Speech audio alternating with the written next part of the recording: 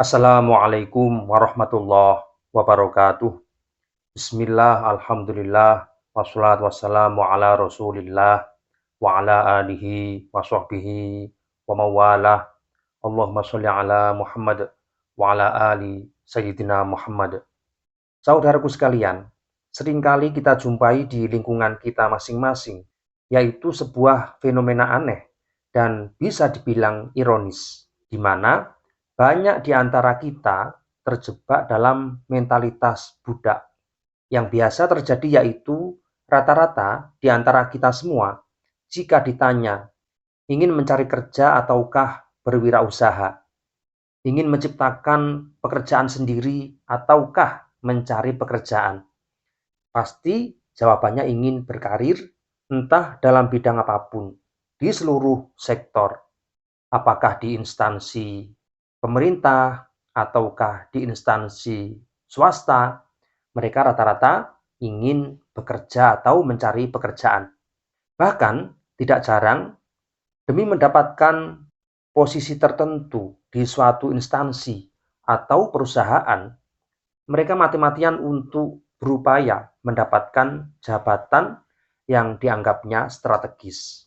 Nah, pola pikir seperti inilah bagian dari salah satu seseorang yang bermental budak. Mengapa? Karena karakter mental budak adalah berpikir pragmatis atau instan. Yang penting saat ini bisa mendapatkan gaji dan bisa digunakan untuk mencukupi kehidupan sehari-hari. Berbeda dengan orang-orang yang memiliki mental bos atau bangsawan. Yang dimaksud dengan bangsawan di sini bukan karena memiliki keturunan tertentu atau memiliki garis keturunan darah biru, melainkan mental yang ia miliki adalah mental berkelas. Seseorang yang memiliki mental berkelas, dia suka berdikari, yaitu berdiri di atas kaki sendiri, walaupun semua memiliki resiko yang besar. Namun, status raja, baik lahir maupun batin, tidak akan bisa terbelikan oleh materi apapun. Oleh karena itu, dalam hal mencari nafkah, tipe seseorang bermental bos pasti memilih untuk berwirausaha atau usaha sendiri tanpa bergantung pada orang lain. Dengan begitu, dia bisa memanajemen waktu sendiri, menetapkan karir sendiri, menciptakan jabatan sendiri, dan menciptakan gaji sendiri. Sehingga dia benar-benar menjadi seseorang yang merdeka sepanjang waktu, bahkan sampai di akhir hayat. Saudaraku sekalian, selain berkaitan dengan pekerjaan, banyak di antara masyarakat kita yang memiliki mental budak dalam berbagai hal yang menyangkut prinsip hidup, berpikir, bertindak di masyarakat. Sehingga dalam hal apapun, dia selalu mengekor terhadap kebijakan orang lain, mengekor terhadap kemauan orang lain. Dia tidak mampu berpikir mandiri. Ketika melangkah, dia selalu menunggu komando dari orang lain, selalu menunggu keputusan orang lain. Dalam hal berpikir, dia selalu berpijak pada orang yang dia anggap derajatnya lebih tinggi, sampai ke level keberagamaan yang seharusnya bersikap independen. Justru mereka memperbudak diri, selalu bersembunyi di bawah ketiak orang-orang yang dia anggap derajatnya lebih tinggi. Dan fenomena ini saat ini benar-benar terjadi di tengah-tengah masyarakat kita, yaitu hubungan antara tuan dan budak, antara klan Ba'alawi dan Muhibbin. Sehingga Muhibbin ini sangat menikmati dalam jebakan mentalitas budak. Dia menghambakan diri kepada para habaib, karena mereka mendapatkan iming-iming keberkahan dan karomah. Padahal itu semua adalah zong alias kosong. Para habaib membutuhkan pengabdian dari Muhibbin sebagai pijakan kaki. Sedangkan Muhibbin berharap bisa menghambakan diri kepada para habaib dengan iming-iming keberkahan dan kekeramatan yang sama sekali tidak terbukti. Mereka berbondong-bondong, khususnya bagi mereka yang sudah terdoktrin, yang otaknya sudah tercuci tanpa berat hati dan sukarela dia menghambakan diri kepada majikannya. Sehingga ketika ada orang yang meneliti nasabah Alawi dan mengkritik perilaku mereka yang menyimpang dari ajaran Islam dan ajaran masyarakat, maka para muhibbin ini yang statusnya sebagai budak bagi para habaib membela mati-matian karena sesuatu yang datang dianggap sebagai ancaman bagi majikannya, dan mereka tetap meyakini bahwa para habaib adalah orang-orang suci yang terbebas dari dosa. Sehingga para budak ini meyakini bahwa para habaib nantinya akan memberikan keselamatan atau syafaat di hari kiamat kelak. Ketika kita berusaha keras untuk menyelamatkan mereka, menyadarkan mereka, justru kita dibenci, dimusuhi, bahkan kita diintimidasi dan juga dipersekusi. Contohnya, saya sendiri teman-teman, sering mendapatkan tekanan dari para muhibbin ini yang mengabdikan diri kepada Pak Alawi. Memang aneh, tapi itulah yang terjadi di kalangan masyarakat kita. Sejak proses kemerdekaan kita dulu, lawan kita terbagi menjadi dua, yaitu yang pertama dari kalangan penjajah itu sendiri, yang terdiri dari orang-orang asing, dan yang kedua yaitu dari kalangan saudara kita sendiri, yang statusnya menjadi jongos atau budak bagi kaum penjajah. Dan ternyata jongos ini sampai hari ini tetap berkembang dengan wajah yang berbeda. Pertanyaannya, mengapa masyarakat kita, khususnya yang masih memiliki SDM rendah, suka sekali menjadi budak bagi orang lain? Mengapa mereka justru sulit diajak untuk merdeka, sulit diajak untuk berpikir mandiri dan bersikap mandiri?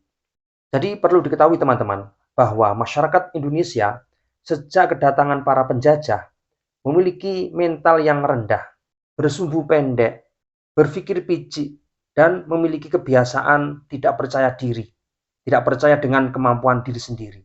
Masyarakat kita tidak selalu yakin bahwa dirinya memiliki kemampuan yang luar biasa, memiliki kemampuan yang cukup untuk melaksanakan setiap kegiatan dengan menentukan jadwal sendiri dan mengambil keputusan sendiri. Ini semua sangat dipengaruhi oleh kolonialisme yang sampai lebih dari 300 tahun. Penjajah yang sekian lama itu telah memberikan pengaruh besar, memberikan pengaruh yang sangat kuat terhadap watak masyarakat kita. Sehingga masyarakat kita terbiasa menjadi pembantu bagi orang lain.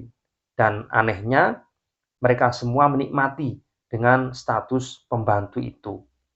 Masyarakat Indonesia belum cukup tangguh untuk menjadi majikan di negeri sendiri, apalagi menjadi majikan bagi bangsa lain. Masyarakat kita belum mampu menunjukkan dirinya dengan gagah berani, memperlihatkan integritasnya, memperlihatkan jati dirinya di depan orang lain. Dan memang faktanya, masyarakat kita tidak mau untuk dijadikan majikan dengan memimpin orang lain melalui gagasannya. Masyarakat kita sepertinya justru menikmati ketika mereka diperintah, disuruh-suruh, dikendalikan oleh orang lain. Nah, inilah yang terjadi di lingkungan kita, teman-teman. Sejak sebelum kita merdeka sampai hari ini masih banyak kita jumpai masyarakat kita yang seperti itu. Ketika dia hidup mandiri, justru mencari panutan, mencari orang yang bisa dijadikan imam dalam hal apapun. Bahkan keputusan pribadi pun tidak jarang dari kalangan masyarakat kita selalu menunggu keputusan seseorang yang dianggap senior. Nah, padahal ini adalah keputusan privasi atau keputusan pribadi. Seharusnya dia mandiri dengan keputusannya. Saudaraku sekalian, mental budak ini jika kita biarkan sama halnya kita memperbudak terhadap diri sendiri.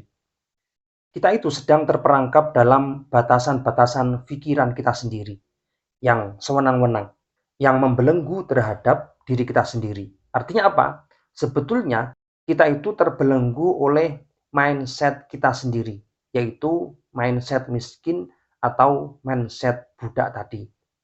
Padahal kita itu sebenarnya mampu, akan tetapi pikiran kita sendiri yang membatasi kemampuan yang kita miliki.